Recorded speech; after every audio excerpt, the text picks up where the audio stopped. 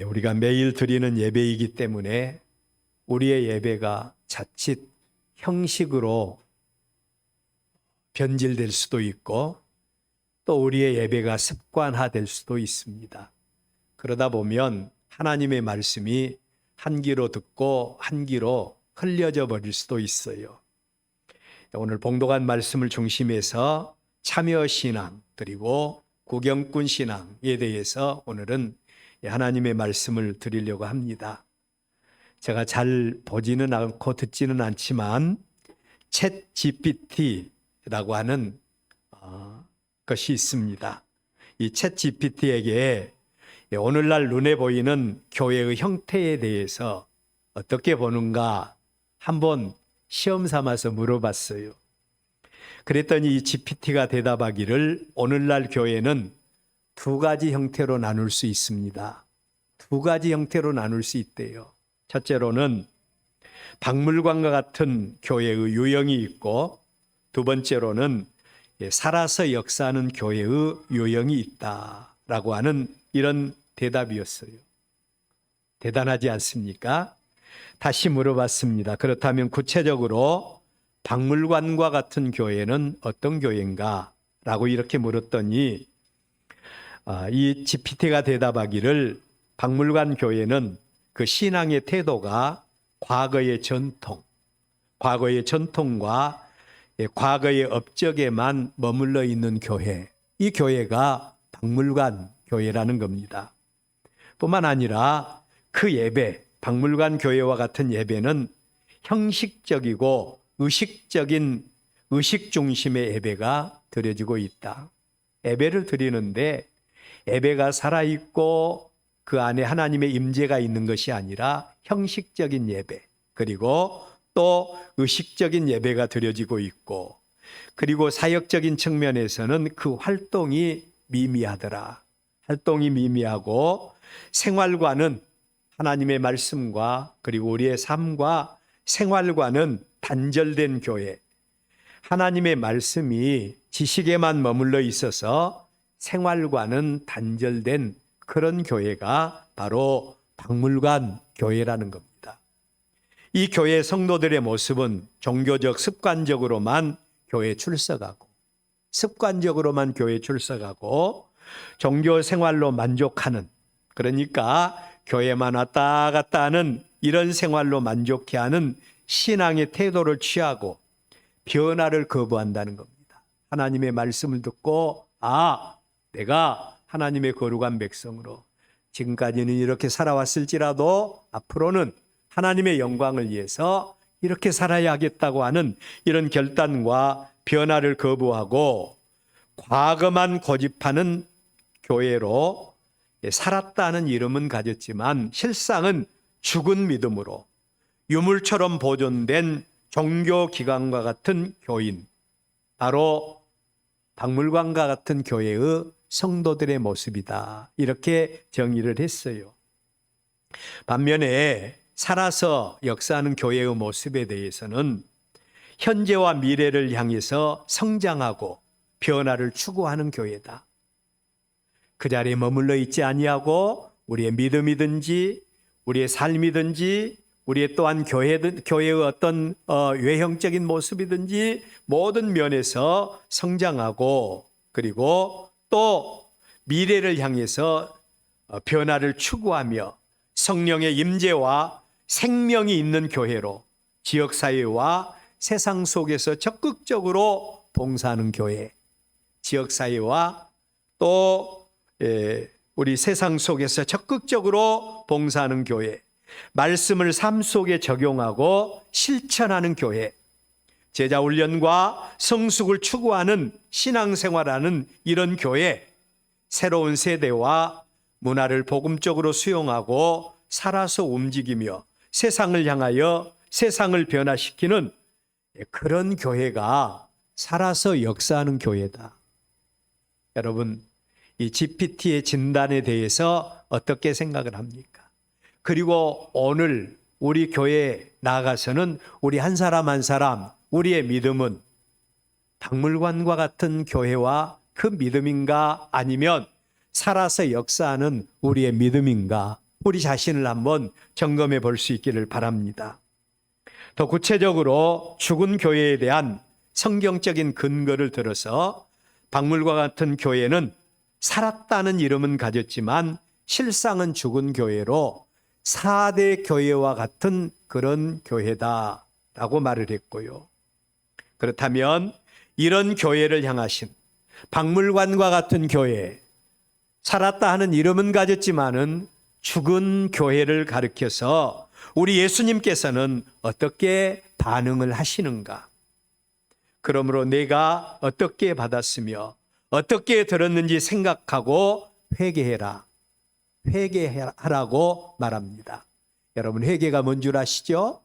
회개는 듣고 자기 잘못을 깨닫고 그 자리에 멈춰서서 내 가는 길을 다시 되돌아서는 것을 가리켜서 회개라고 말을 해요.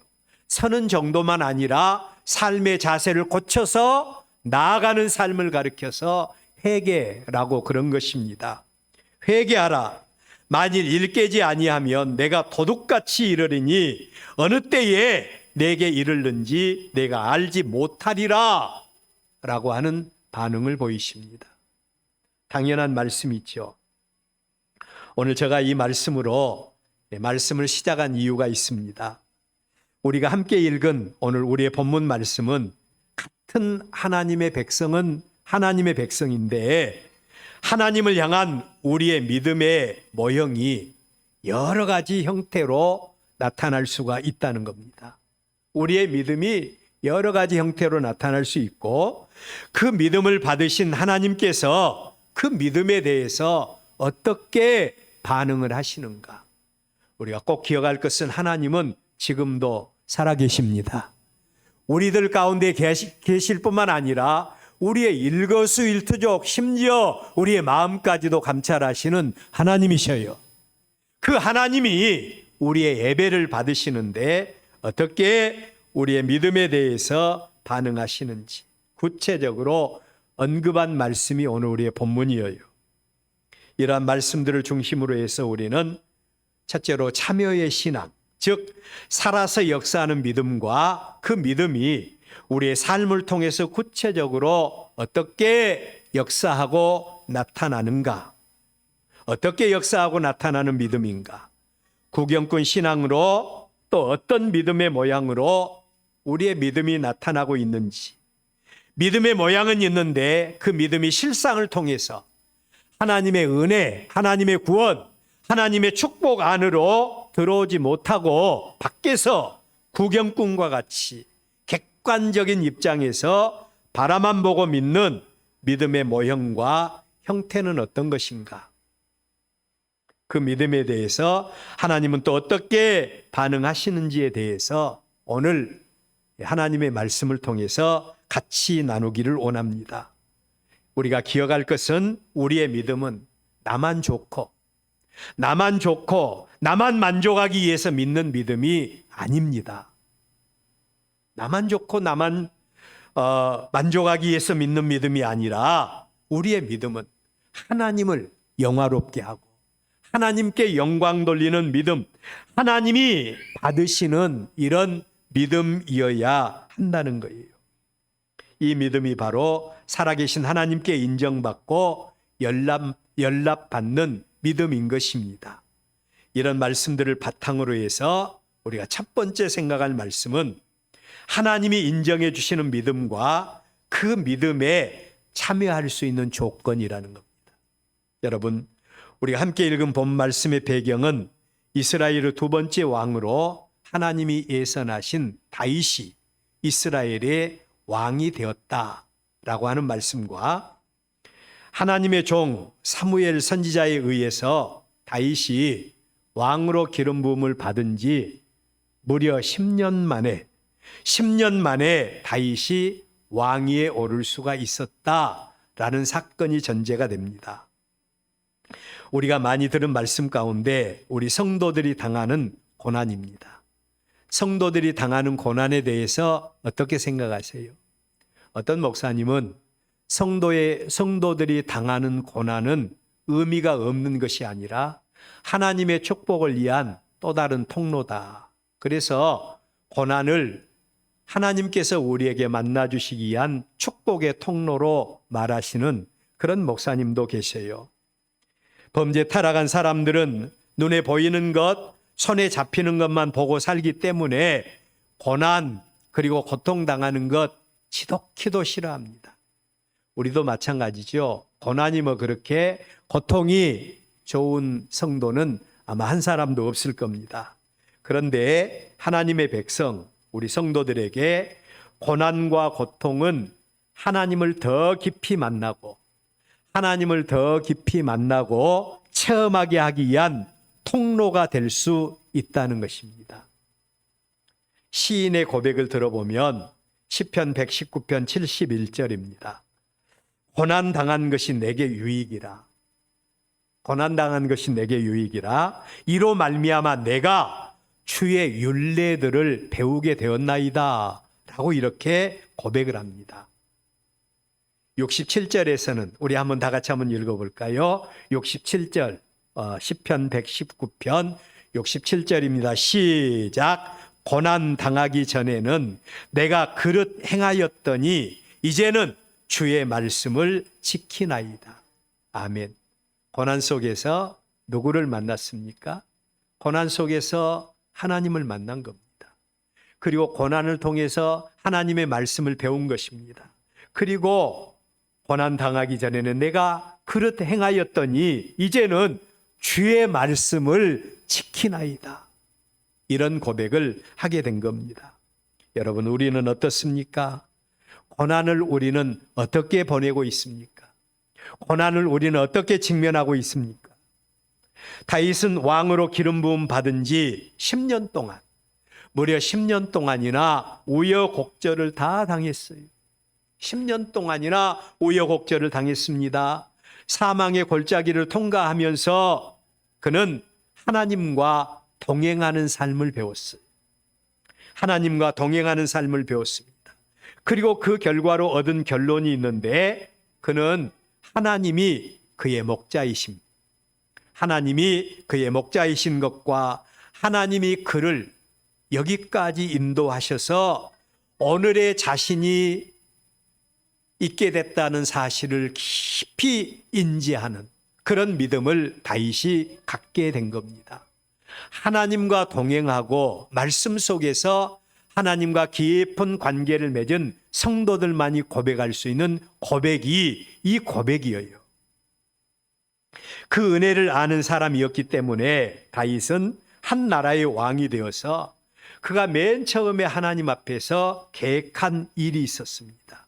그게 뭔고 하니 이스라엘의 진정한 왕이신 하나님을, 이스라엘 백성들의 진정한 왕이신 하나님을 이스라엘 나라의 중심에 모시기를 원했다는 겁니다. 여러분, 우리는 나그네 인생이고 우리는 한 치 앞도 내다볼 수 없고 우리의 생사화복의 주인이 하나님이시라고 믿는 하나님의 거룩한 백성들이라고 한다면 우리의 삶이 최고의 안정된 삶, 최고로 우리의 삶이 최고조에 달아 있을 때에 우리가 하나님 앞에 고백할 수 있는 것이 있어야 합니다. 또 하나님 앞에서 우리가 맨 처음에 그 최고의 정점에서 계획할 일이 있어야 된다는 거예요. 그게 뭔고 하니 다윗과 같이 나의 나된 것이 하나님의 은혜로 된 것입니다. 그러면서 하나님을 내 삶의 중심에 모셔드리는 이런 작업이 우리의 삶 속에 이루어져야 된다는 것입니다. 여기서 우리가 생각할 말씀이 있죠. 우리 사람들의 본성입니다. 사람들은 누구나 다 본성적으로 인정의 욕구라는 것을 가지고 있어요. 모처럼 주변의 사람들에게 인정을 받고 사람들 가운데 군림을 하게 됩니다. 그런데 이 자리에서 나는 아무것도 아니라고, 나를 나되게 하신 분이 따로 계시다고, 마땅히 모든 영광은 다 그분께 돌려야 한다고 말할 수 있는 사람이 얼마나 되겠습니까? 그런데 다윗은 그가 한 나라의 왕이 되었습니다. 그리고 백성들의 칭송과 백성들의 영광을 한 몸에 받게 된 다음에 맨 처음에 계획한 일이 이스라엘 변방에 머물러 있는 하나님의 법궤, 이스라엘 변방에 머물러 있는 하나님의 법궤를 다윗성으로 모셔오는 그런 일을 계획하게 된 겁니다. 그런데 여러분, 하나님의 백성들이 우리의 삶의 중심에 하나님을 모시고 우리가 하나님의 거룩한 백성으로 산다는 것, 이게 쉬운 일이 아니라는 거예요. 다윗도 막상 그가 한 나라의 왕이 되어서 그가 나라가 안정이 되어지고 백성들에게 최고의 존경과 칭송을 받을 때에 하나님의 법궤를 다윗성으로 모셔와야 되겠다, 이렇게 생각하는 순간에 세 가지 큰 장애물이 다윗과 하나님과의 사이에 걸쳐져 있는 것을 경험하게 됩니다. 그 첫 번째 장애물이 뭔고 하니 백성들의 반응이에요. 백성들은 하나님의 은혜를 깊이 체험하지 못한 사람들 아니에요. 우리의 신앙 가운데 여러 가지 신앙의 종류가 있는데 군중의 신앙이라는 게 있어요. 이 군중의 신앙은 자기 마음은 별로 없는데 군중의 무리들이 어떤 쪽으로 쏠려가니까 나도 한번 그 무리 가운데 쏠려가야 되겠다 생각하고 그 무리들과 합세해서 어떤 삶을 추구하는 것을, 신앙을 추구하는 것을 가리켜서 군중신앙이라고 말을 해요. 우리 예수님의 공생의 사역의 첫 번째, 그러니까 초기 사역에 우리 예수님께서 많은 병자를 고치고 능력을 행하고 죽은 자를 살려내고 하는 이런 역사를 행하시니까 많은 군중들이 예수님을 따라다녔잖아요. 물론 예수님이 십자가에 못 박아 죽으실 때 그 군중들은 다 떠나가 버리고 예수님을 깊이 따르던 제자들과 몇 무리의 여인들만 우리 예수님의 십자가의 길에 동행하는 모습을 바라보게 됩니다. 군중의 신앙, 우리 성도들 가운데 매우 위험한 신앙이에요. 우리는 물론 공동체적으로 우리 엘베델 교회 모든 성도들이 함께 우리 교회를 섬김으로 함께 교회 안으로 부름을 받은 자들이에요. 그래서 우리는 모두가 다 엘베델 교회 성도들이에요. 근데 중요한 것은 엘베델 교회 성도로서 우리는 하나님의 몸된 교회를 건강하게 세워가야 되지만 또 하나, 우리 한 사람 한 사람이 하나님 앞에 깊이 하나님과의 관계를, 하나님과의 만남을 가져야 됩니다. 그런데 백성들은 범죄 타락한 속성을 가진 사람들, 그래서 자신들이 주군으로 믿고 따르는 왕이 자기보다도 하나님의 영광을 더 우선시하는 것, 백성들은 그렇게 기뻐하지 않았을 겁니다. 그래서 다윗이 하나님의 법궤를 모셔오는데 첫 번째 장애물이 이 장애물이었을 것이다. 두 번째 장애물은 하나님의 법궤가 있는 장소입니다. 하필이면 그 장소가 어디 있는 거 아니? 이스라엘과 적대국인 블레셋과의 접경지대에 하나님의 법궤가 아비나답의 집에 놓여 있었다는 거예요. 접경지대에 놓여 있습니다. 그런데 한 나라의 왕이 하나님의 법궤를 모셔오기 위해서 그 접경지대를 방문해야 되는데 혼자 갈 수 있겠습니까? 만약에 왕이 혼자 가다가 대적들이 일어나면 어떻게 하겠어요? 그래서 많은 군대들을 모집을 해야 됩니다. 무려 3만 명의 군대를 모집을 했죠. 군대를 모집하고 그리고 또 이제 하나님의 법궤를 모시기 위해서 블레셋과의 국경지대를 향하여 나가는데 혹시라도 전쟁이 일어날 수 있는 그런 아주 절체절명의 상황 가운데 놓일 수도 있어요. 우리가 하나님의 거룩한 백성으로 살고 우리가 믿음으로 살려고 할 때에 하나님과 우리와의 사이에 얼마나 많은 장애물들이 있습니까? 얼마나 많은 장애물들이 있어요. 여러 가지 사업에 대한 장애물이 있을 수도 있고 건강에 대한 장애물이 있을 수도 있고 가정사에 대한 여러 가지 장애물, 관계에 대한 여러 가지 장애물, 얼마나 많은 장애물이 있을 수 있겠어요. 이런 장애물 앞에서 우리는 하나님과의 관계에서 어떤 삶을 더 우선시하겠습니까? 장애물 때문에 내 마음은 이런 것인데 하나님 아시지요? 그러면서 우리는 장애물 때문에 하나님의 일보다는 내 삶을 쫓아 나갈 수밖에 없는 이런 상황을 맞이할 수도 있는 겁니다. 그런데 다윗은 어떻게 했어요? 이런 모든 장애물을 다 극복합니다. 그리고 하나님의 법궤를 모셔오기 위해서 그가 모든 위험의 요소를 감수하고 접경지대를 향하여 하나님의 법궤를 모시기 위해서 앞으로 나아가는 다윗의 모습, 이게 바로 하나님 중심의 신앙이라고 할 수 있죠. 세 번째 장애물은 하나님의 방법과 사람의 방법에 대한 충돌입니다. 여러분, 모든 장애물을 극복하고 다윗이 하나님의 법궤를 새 수레에 싣고 그리고 나오는 길입니다. 한참 하나님의 은혜가 충만하고 내가 하나님 일 하니까 하나님이 이렇게 나에게 은혜를 주셨다, 모든 일이 순탄하다, 그렇게 생각되는 무렵인데 낙원의 타작마당 정도 오다가 어떻게 됐어요? 소들이 갑자기 뛰기 시작하고 그리고 하나님의 법궤가 위험한 순간에 이르렀을 때 웃사라는 아비나답의 아들이 그냥 이것을 꼭 붙잡았어요.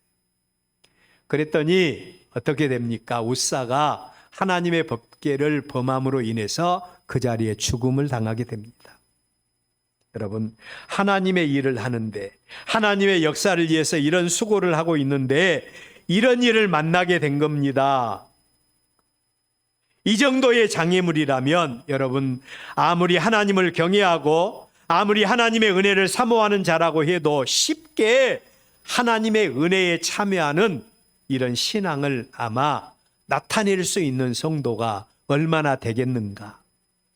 우리는 하나님의 말씀을 들을 때 그런 사건이 있었구나, 이렇게 말씀을 들어서는 안 돼요. 나라면, 그런 경우를 만났을 때 나라면 어떻게 했을까? 하나님과 말씀 속에서 구체적으로 나와 하나님과의 만남이 이루어져야 되는 것입니다. 자, 여러분, 여기서 우리는 하나님을 향한 진정한 믿음, 이런 믿음과 지식적이고 객관적인 믿음의 유형을 가려낼 수가 있어요. 하나님을 향한 진정한 믿음, 생명에 이르는 믿음을 가진 하나님의 거룩한 백성들은 하나님과의 관계에서 어떤 형편과 처지에 처한다 할지라도 하나님 바라보고 원망하는 이런 신앙을 갖는 것이 아니라 하나님과의 나와의 사이에서 하나님은 전능하시고 또 하나님은 어떤 흠과 티도 없는 분이시지만 이 모든 문제의 원인이 나에게 있는 것이 아닌가 하고 자신을 바라볼 수 있는 이런 믿음의 능력이 우리에게 있어야 한다는 거예요. 다윗이 모든 장애물을 해치고 그리고 하나님의 법궤를 모셔오는데 엄청난 장애물을 만났습니다. 엄청난 이제 일을 만나게 됩니다. 그러면서 그가 하나님 앞에서 하나님이 이렇게 하는데도 이렇게 나에게 역사하시는가 생각하며 그 모든 것을 놓아버릴 수밖에 없는 상황이지요. 그럼에도 불구하고 다윗은 모든 문제를 어디서부터 점검을 했는고 하니 하나님과의 관계에서 자기 자신의 모습, 그리고 또한 자기 자신이 행한 모든 일들에 대해서 점검을 하기 시작합니다. 그리고 결코 하나님의 은혜와 축복을 포기하지 않습니다. 그리고 나서 그가 얻은 결론은 내가 하나님의 법궤를 하나님의 법궤는 반드시 레위인들에 의해서 어깨에 메고 그리고 옮겨져야 되는데 하나님의 법궤를 수레에 싣고 옮긴다. 이것은 당시에 이방신들을 섬기는 사람이 이방신을 옮기는 그런 방식이었어요. 이제까지 다윗은 그 방식밖에 알지 못했기 때문에 하나님의 법궤도 그렇게 옮기면 된다고 생각을 했는데 하나님은 영광받지 않으신 겁니다. 그래서 하나님의 법궤를 이번에는 레위인들에게 매게 했습니다. 그리고 하나님의 법궤를 모셔오는데 그 법궤가 드디어 다윗성에 당도하게 됩니다. 얼마나 감격스러웠겠어요. 하나님의 은혜에 참여하는 믿음은 이처럼 형편과 처지, 환경과 장애물을 뛰어넘는 이런 가운데서만 이루어지는 믿음이 하나님의 은혜에 참여하는 믿음인 줄로 믿습니다. 여러분, 오늘 저와 여러분이 이 믿음을 가져야 돼요. 다윗은 그 믿음으로 하나님의 법궤를 다윗성으로 옮겨왔고, 그리고 자신의 모든 것을 내려놓고 하나님의 법궤가 다윗성에 들어오는 순간에 한 나라의 왕이었음에도 불구하고 모든 왕의 체면을 다 내려놓고 감사와 기쁨의 찬양과 경배를 하나님께 올려드리는데 전심전력을 다해서 하나님 앞에 찬양하는, 온 몸을 들여서 찬양하는 다윗의 모습입니다. 저는 이러한 믿음이, 이러한 삶의 모습이 우리 성도들이 하나님 앞에 드리는 예배 시간마다 이런 은혜가 우리 모두에게 있기를 바랍니다. 이게 바로 참여하는 예배자의 모습이라고 할 수 있어요. 그렇다면 두 번째로 참여의 신앙, 참여의 믿음과 구경꾼 신앙, 구경꾼의 믿음, 이 믿음에 대해서 우리는 특징들을 살펴볼 필요가 있습니다. 그러면서 내 믿음은 어떤 믿음인가 점검해 봐야 됩니다. 첫째로 참여의 믿음은 오직 하나님의 은혜만을 사모하고 갈망하는 믿음이 있다는 겁니다. 오직 하나님의 은혜만을 사모하고 갈망하면서 우리가 하나님 앞에 나오는 자, 이들이 바로 살아계신 하나님 앞에 드리는 예배에 참여하는 성도의 믿음의 자세라는 거예요. 두 번째로는 그 은혜와 축복을 자기의 것으로 만들고자 하는 열망이 있어야 한다는 겁니다. 여러분, 우리가 하나님 앞에 지금 예배를 드리고 있는데 우리가 드리는 이 예배에 하나님 앞에 어떤 열망이 있습니까? 하나님이 살아계시고 생사화복의 주인이시고 그 하나님이 이 시간 우리에게 복을 준비하시고 내리시는데 그 은혜와 복을 내 것으로 만들고자 하는 열망이 우리에게 있습니까? 참여의 신앙은 형편과 처지 속에서 자신을 살피고 항상 하나님의 뜻을 구분할 줄 아는 믿음의 능력이 참여하는 신앙에게는 있습니다. 장애물을 극복하고 끝까지 인내하는 믿음의 능력이 참여의 성도들에게는 있는 것입니다. 여러분, 우리가 다 너무나도 쉽게 걸려서 쓰러지고 넘어질 때가 많이 있죠. 평소에는 다 같이 믿음이 좋은 것 같이 보여요. 거룩하게 보일 수도 있습니다. 그런데 조금 문제 만나면 그 문제에 걸려서 쓰러지고 넘어진 믿음이 과연 참여의 믿음이라고 할 수 있겠는가? 장애물을 극복하고 끝까지 인내하는 믿음의 능력입니다. 하나님의 영광을 위하여 모든 것을 헌신하고 자기 체면과 자기를 내려놓는 믿음의 능력이 참여의 신앙인들에게는 있다는 거예요. 오늘 우리의 본문의 다윗을 보십시오. 그는 자기가 누구인가를 잘 알았습니다. 오늘의 내가 있게 하신 분이 누구인가를 다윗은 잘 알았어요. 여러분, 사람이 누굽니까? 오늘은 잘 나간다고 해도 한 치 앞도 내다볼 수 없는 게 우리 사람 아니겠어요? 우리 인생의 주인이신 하나님이 우리의 길을 인도해 주시고 우리에게 복 내려 주셔야 인생을 누리고 살 수 있는 모습이 우리의 모습입니다. 이 사실을 인정하고 아는 사람들이 참여의 신앙으로 오직 하나님만을 바라보고 오직 하나님의 은혜만을 구하고 하나님께 영광 돌리며 주신 은혜에 대해서 감격하여 영광 돌리는 삶, 이게 바로 살아서 역사하는 믿음, 그리고 참여하는 성도의 삶의 모습이라고 할 수가 있는 겁니다. 반면에 구경꾼 신앙이 있어요. 구경꾼의 믿음은 참여의 믿음과는 정반대의 개념으로 어떤 형편과 처지 속에서 하나님의 은혜를 사모하고 갈망하는 믿음 자체가 구경꾼 믿음은 없습니다. 갈망하는 자세가 없어요. 뿐만 아니라 형편과 처지 속에서 항상 하나님보다도 자기 체면, 하나님보다도 자기 형편, 하나님보다도 자기 처지를 먼저 따지는 사람, 구경꾼 신앙입니다. 구경꾼 신앙은 여러 가지 시험과 장애물 가운데서 쉽게 걸려서 쓰러지고 넘어집니다. 하나님의 영광을 위한 일에 어떤 헌신이나 수고도 하지 않고 오히려 믿음으로 살고 참여의 신앙으로 하나님의 몸된 교회를 위해서 헌신하며 영광 돌리는 하나님의 백성들을 바라보면서 비난과 조롱을 하는 자들, 이들이 바로 구경꾼 신앙이에요. 오늘 우리의 본문 20절 우리 한번 찾아볼까요? 다 같이 한번 읽어봅시다. 20절입니다. 시작. 다윗이 자기의 가족에게 축복하려 돌아오매 사울의 딸 미갈이 나와서 다윗을 맞으며 이르되 이스라엘 왕이 오늘 어떻게 영화로운지 염치 없이 자기 몸을 드러내는 것처럼 오늘 그의 신복의 계집종의 눈앞에서 몸을 드러내셨도다. 지금 이 여인, 바로 사울의 딸 미갈은 어디에 있는 거 아니? 하나님의 은혜, 하나님의 축복의 자리에 있는 게 아닙니다. 하나님의 법궤가 다윗성으로 들어오는데 다윗을 비롯해서 다윗의 신하들과 하나님을 경외하는 자들이 모두가 다 하나님의 축복에 참여해서 영광을 돌리고 있는데 이 여인은 어디가 있어요?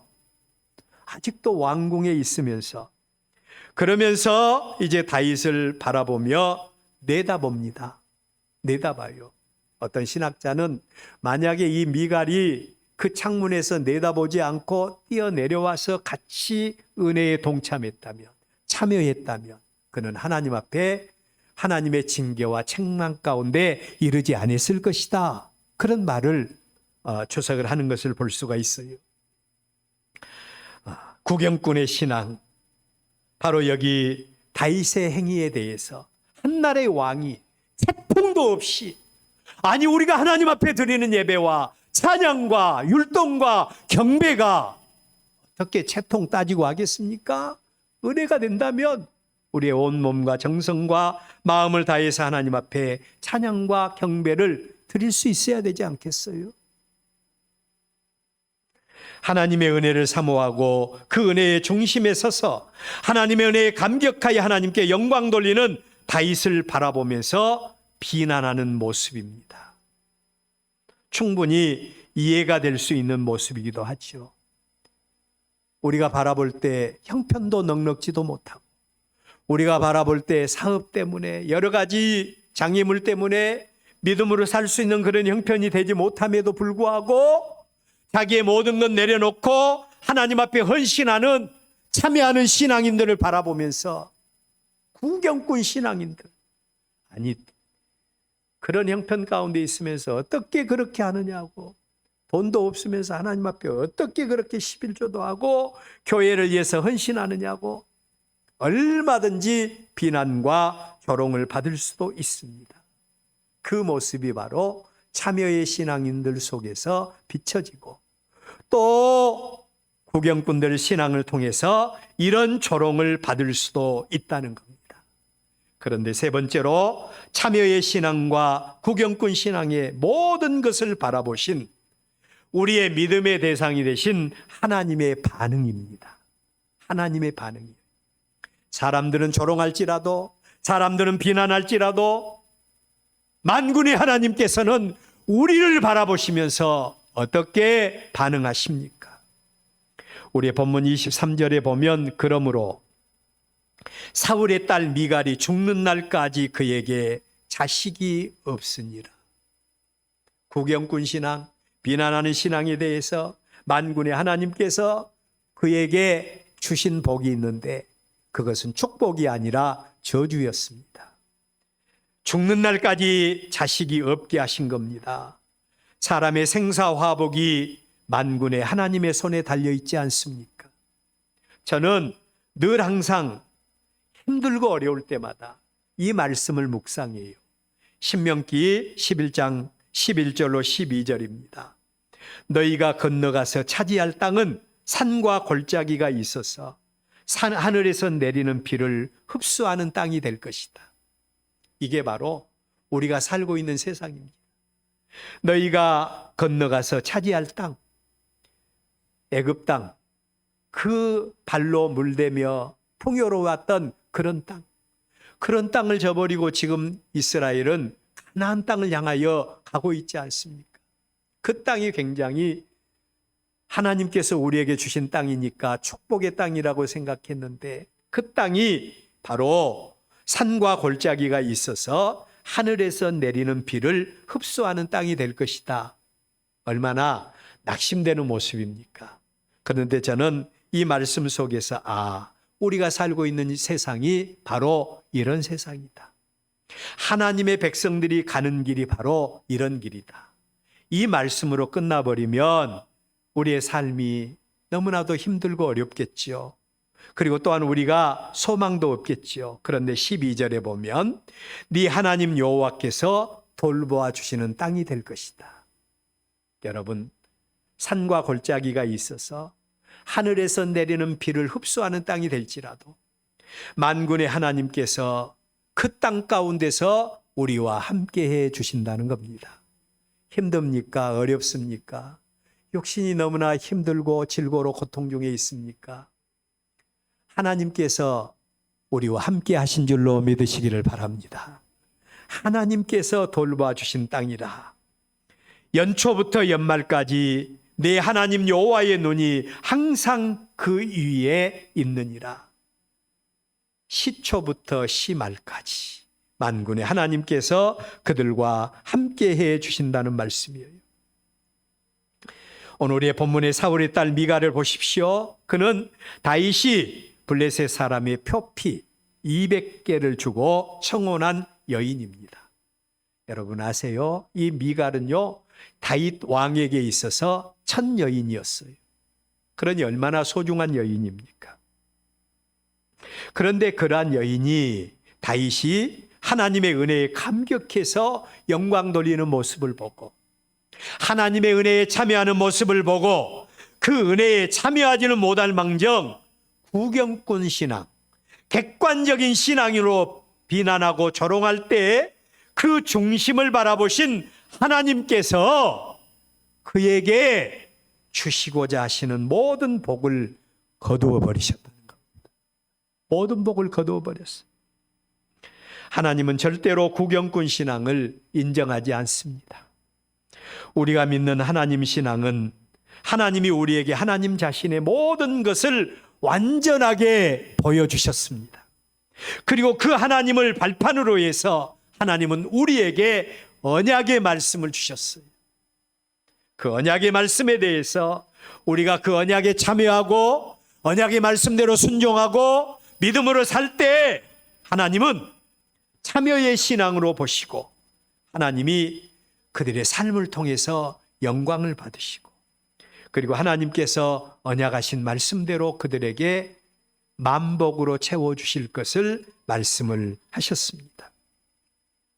구경꾼 신앙으로 바라만 보고 마치 박물관의 유물들을 관람하는 것 같이 우리의 신앙생활이 객관적인 신앙생활을 하고 있지는 않습니까? 우리의 믿음을 돌아봅시다. 어떤 믿음의 양태를 가지고 우리가 신앙생활을 하고 계신지요? 살아계신 하나님께서 인정해 주시는 믿음, 우리의 중심을 보신 하나님께서 인정해 주시는 믿음, 참여의 믿음으로 마음껏 하나님 앞에 영광 돌리고 장애물을 극복하고 믿음으로 전진하며 하나님께 영광 돌리는 우리의 믿음이 되시기를 바랍니다. 하나님의 은혜와 축복 앞에서 그 은혜에 감격스러워서 온전한 영광과 경배를 돌려드릴 수 있는 저와 여러분들 되시기를 바랍니다. 하나님이 하나님 되시는 은혜가 우리 가운데 임하시기를 주의 이름으로 축원합니다. 기도하겠습니다.